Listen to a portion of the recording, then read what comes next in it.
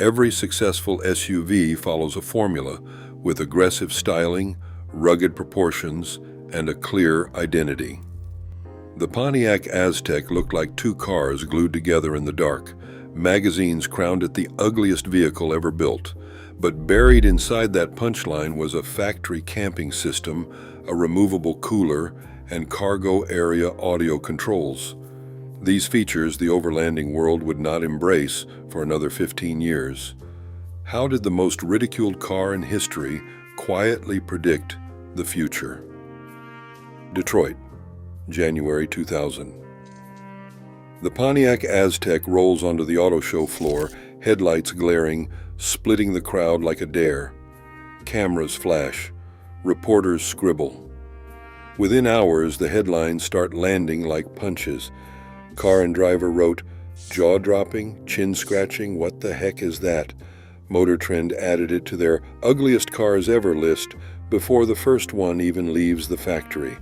Time magazine later ranked it among the 50 worst cars of all time, right between the Yugo and the DeLorean.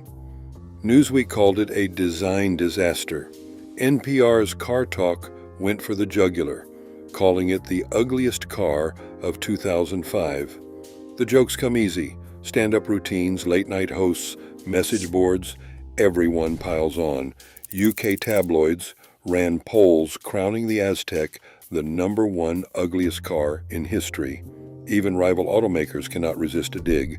The Aztek becomes shorthand for automotive failure, a punchline with 4 wheels and a plastic snout. Dealers try to sweeten the deal with rebates, but the stigma sticks like duct tape on a cracked bumper. Sales projections plummet. Pontiac's brand managers watch in real time as their lifestyle support vehicle gets reduced to a meme before memes were even a thing. But buried beneath the ridicule, something gets lost. While the world laughs, the Aztek's real story is left in the shadows, overshadowed by a nose that nobody could ignore. Inside Pontiac's war room in the late 1990s, the marching orders were clear.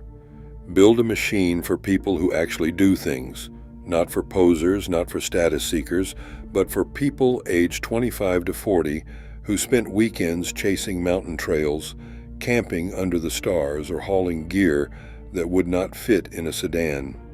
The internal name was blunt: Lifestyle Support Vehicle, abbreviated LSV. Press materials used the phrase, splashing it across glossy shots of the Aztek parked at trailheads, with surfboards and tents spilling from the back.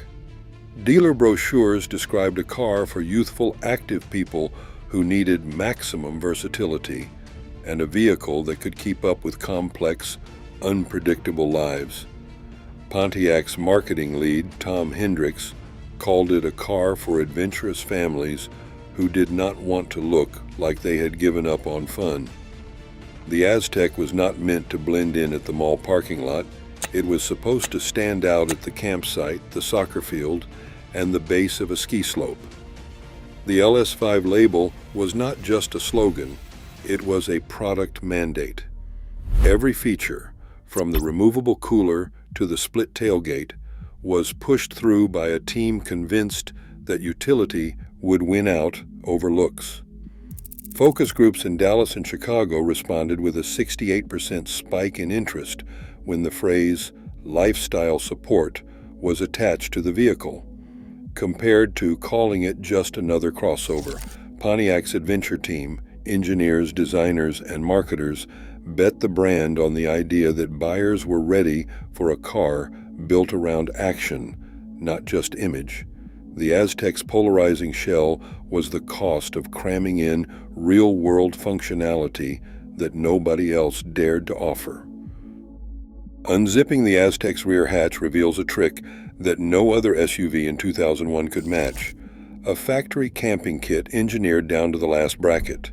Forget aftermarket hacks and duct-taped pop-ups. Pontiac's solution was a patented modular tent that snaps directly onto the split tailgate, forming a weather-sealed shelter in under 3 minutes. The tent's hem mates with the hatch's rubber seal, while stainless steel brackets, part number 7877510A, if you're counting, lock the base to the cargo floor. No drilling, no crawling, no cursing. The air mattress, custom sized to the Aztek's flat load floor, inflates in under a minute with its built-in 12-volt pump.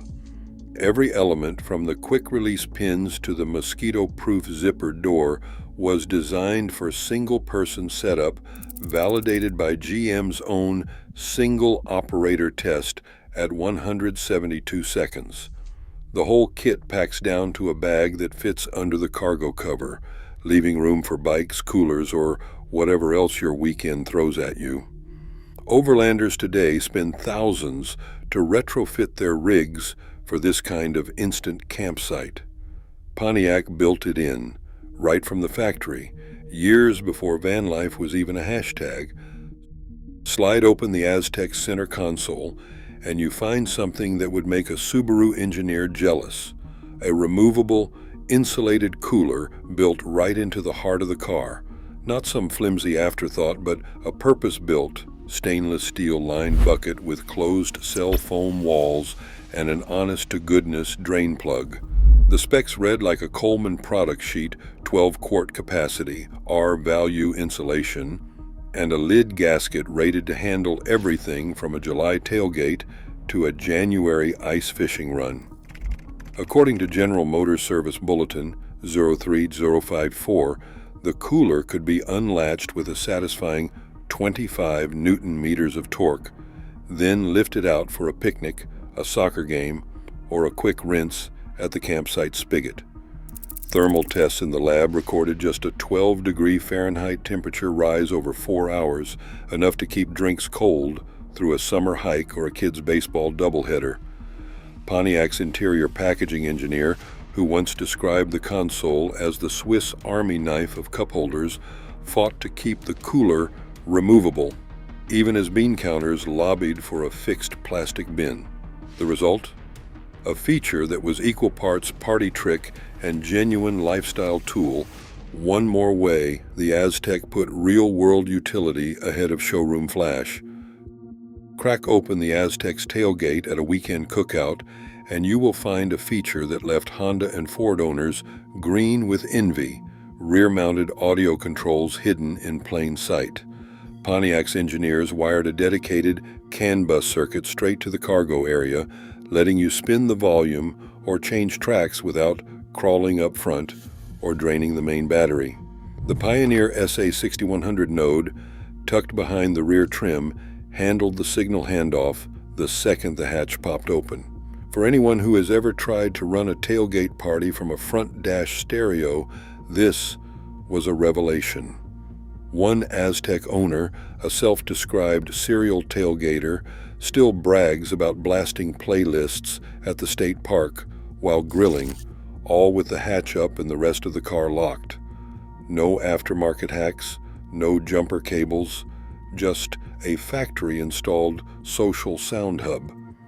The system's wiring was robust enough to handle the demands of campsite gatherings or impromptu parking lot parties, rounding out a utility trio that made the Aztek less a rolling joke and more a mobile clubhouse. Step inside the Aztek, and the first thing that jumps out is not the wild nose. It is the flat, uninterrupted floor stretching from hatch to dash. No transmission tunnel, no awkward humps, just a wide open space ready for everything from plywood sheets to a full camping mattress. This miracle of packaging came straight from Pontiac's lead engineer, who fought for a high roof line and a flat load floor, even as the exterior designer winced at the proportions.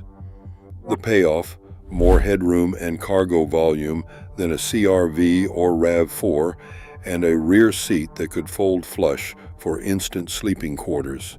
But there is a catch. Making room for all that utility meant stacking the front fascia into a double-decker sandwich, one layer for crash safety, another for the radiator and steering gear. CAD overlays from the era show just how far the team had to push the envelope to cram minivan practicality into a so-called SUV shell. The result was a face only an engineer could love, but a cargo bay any overlander would kill for. The Aztek Swiss Army knife interior came at a cost. Its DNA was pure minivan. Under the sheet metal, the U-body platform, borrowed straight from the Pontiac, Montana, meant front-wheel drive, soft suspension, and a ride tuned for school runs, not rock crawling. General Motors analysts warned that buyers looking for rugged adventure wanted rear-wheel power and ground clearance, not just clever storage bins. Dealers watched as the Aztek's front-wheel drive layout and high curb weight left it outgunned by the CR-V and the Escape, both of which promised all-wheel drive and a tougher image. Sales peaked at just 27,793 units in 2002, far short of General Motors' break-even hopes. By 2004, annual numbers had cratered below 5,000. Pontiac brand favorability among 25 to 40-year-olds dropped 12 points in market surveys, with one dealer calling the Aztek a functional marvel wrapped in a costume nobody wanted to wear. The market did not just reject the looks, it punished the platform too. Walter White's Aztek didn't just steal scenes, it rewrote the car's entire reputation. The moment Breaking Bad put that battered blue-gray crossover on screen, something wild happened. Google search traffic for Pontiac Aztek shot up 350% almost overnight. Suddenly, the same car that once inspired late-night jokes was trending on forums and popping up in overlanding threads.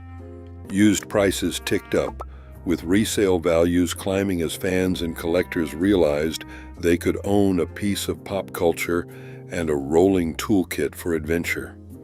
A cultural commentator summed it up best: the Aztek became a symbol of raw utility, not just a punchline.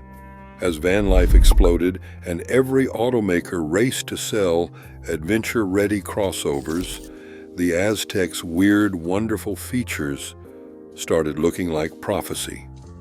The world finally caught up to Pontiac's vision, 2 decades late but with a vengeance. Today, utility is the hottest sales pitch in the SUV world. Just ask Ford and Toyota. Yet Pontiac built utility into every inch of the Aztek, and then paid the price for ignoring style. Turns out genius sometimes wears an ugly face. Maybe it is time to judge less by appearances.